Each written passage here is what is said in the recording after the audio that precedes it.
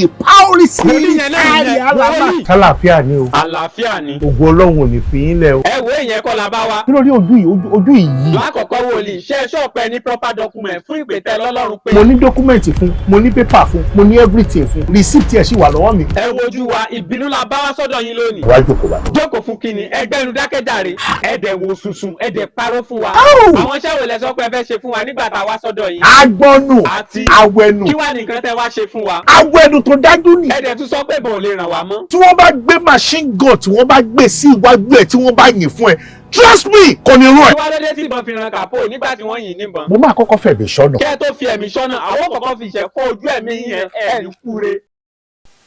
Lákọ̀ọ́kọ́ wòlíì ṣe ṣọ́ọ̀pẹ́ ní proper document fún ìpètè lọ́lọ́run pé yìí. Ẹ jẹ́ ká sọ tẹ lọ́lọ́run pé yìí ó ṣọ́ọ̀tì. Tẹ lọ́lọ́run pé yìí.